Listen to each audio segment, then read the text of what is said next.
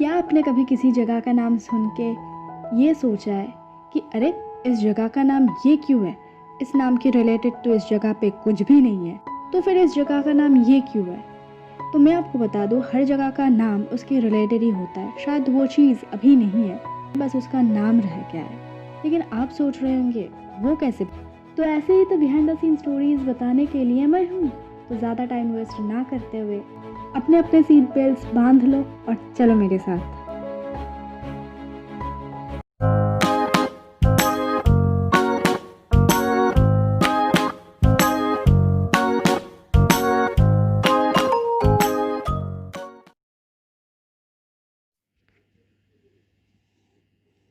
शालीमार, ये नाम सुनते ही आपके दिमाग में क्या आता है, मुझे कमेंट बॉक्स में ज़रूर बताएं। आपका तो पता नहीं, लेकिन ये नाम सुनते ही मेरे दिमाग में आता है ये। लेकिन मैं शालीमार का नाम क्यों ले रही हूँ? क्योंकि आज पहले हम जिस जगह के बारे में जानेंगे वो है साउथ हावड़ा के शालीमार बाग। आज इस जगह पे कोई बाग नहीं है, लेकिन इस जगह का नाम शालीमार बाग क्यों है जब यहाँ पे कोई बाग ही नहीं है? तो ये जानने के लिए हमें जाना पड़ेगा 500 साल पीछे, मुगल सम्राट अकबर के टाइम में। अफगानिस्तान के कांदाहार फोर्ट, ये फोर्ट फारस यानी आज के ईरान के कब्जे में था। उज़्बेकों से परेशान होकर मुज़फ़्फ़र हुसैन मिर्ज़ा ने अकबर के रिप्रेजेंटेटिव शाह बेग को 1595 में ये फोर्ट सौंप दिया था। बाद में 1622 में ईरानियन सम्राट शाह अब्बास इस फोर्ट को फिर से अपने कब्जे में ले लिया मुगलों से। लेकिन ये जीत ज़्यादा देर उनके पास रहने वाली नहीं थी। उनके ही कोर्ट के ऑफिसर शाह अली मर्दान शाहजहां से मिलके उनसे विश्वासघात किया। इस विश्वासघात के कारण 1638 में ये फोर्ट फिर से मुगलों के हाथ में आ गया। इसी विश्वासघात की वजह से शाह अली मर्दान को अपना जॉब खोना पड़ा। लेकिन खुशी की बात ये थी कि शाहजहां ने उनको पनाह दी, उनको बहुत सारे पैसे और सम्मान से नवाजा। शाह अली मर्दान उस जमाने के बहुत बड़े मिलिट्री इंजीनियर थे। शाहजहां ने उनसे 2 बाग बनवाई थी, एक लाहौर में और एक कश्मीर में। दोनों ही बाग का नाम उन्होंने शालीमार बाग रखा था। ये तो गया नाम कहाँ से आया, यानी कि देने वाले ने नाम कहाँ से लिया। अब हम जानेंगे किसने ये नाम दिया। बाग ये एक फारसी शब्द है, लेकिन शालीमार का अपना कोई मतलब ही नहीं है। ये कोई अरबी, फारसी, उर्दू या हिंदी शब्द नहीं है।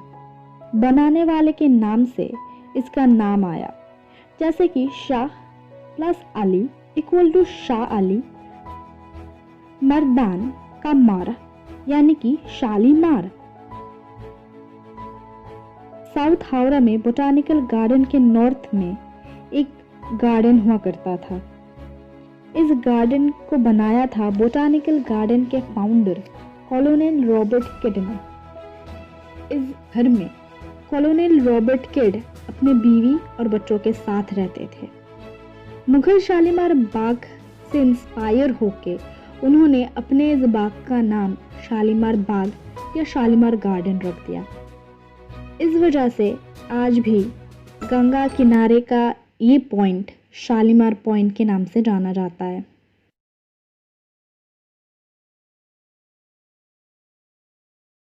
भवानीपुर का जोधू बाजार।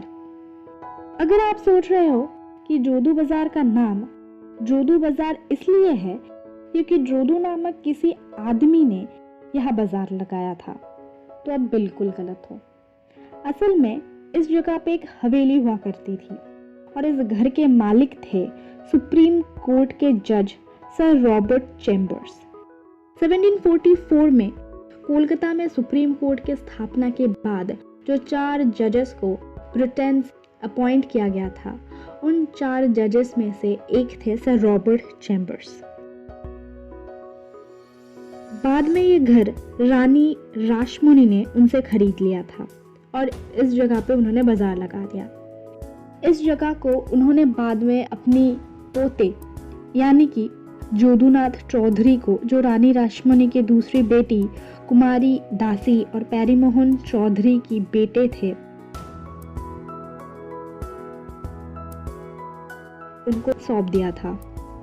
इसीलिए ये बाजार जोदू बाजार के नाम से फेमस हो गया। भवानीपुर जौलटुंगी। जौलटुंगी का मतलब होता है वाटर पेविलियन। आज के यूनाइटेड मिशनरी गर्ल्स स्कूल के ऑपोजिट में ये जगह है। इस जगह पे पहले एक गार्डन हुआ करता था। उस गार्डन में एक तालाब था और तालाब के बीचों बीच एक घर बना हुआ था। इसके आसपास यानी तालाब के आसपास बहुत सारे नारियल के पेड़ थे। इस घर का स्ट्रक्चर भी बहुत यूनिक था, क्योंकि इस घर के नीचे 25 फुट बड़े पिलर्स थे। उनके ऊपर एक बेस बनाया गया था और उस बेस के ऊपर इस घर को खड़ा किया गया था। इस घर के नीचे कुछ सीक्रेट डोर्स हुआ करते थे, जिनको खोलते ही सीढ़ियाँ मिलती थी। उस सीढ़ियों से अगर आप नीचे जाए तो वहाँ पे आपको पानी ही पानी दिखाई पड़ती थी, जहाँ पे आप फिशिंग कर सकते थे या फिर नहा भी सकते थे। आपको लग रहा होगा कि अगर इसके आसपास पानी ही पानी है तो फिर यहाँ पे रहने वाले लोग ज़मीन पे कैसे आते होंगे। इस घर से ज़मीन तक यानी कि उस पानी के ऊपर एक लकड़ी की ब्रिज बनाई गई थी।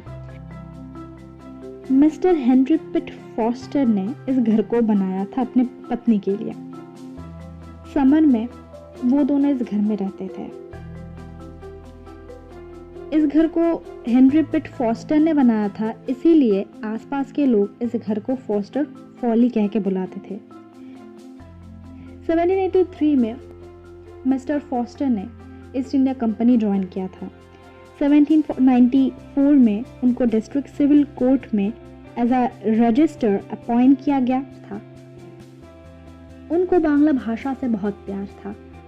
उन्होंने ना ही बांग्ला भाषा को सीखा, बल्कि a vocabulary of English to Bengali and vice versa के नाम से उन्होंने 2 डिक्शनरीज लिखा था।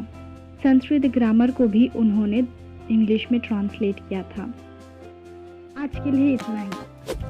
अगर आपको मेरी वीडियो अच्छी लगी हो तो लाइक कर देना, बहुत अच्छी लगी हो तो शेयर भी कर देना और सब्सक्राइब किए बिना मत जाना। प्लीज़।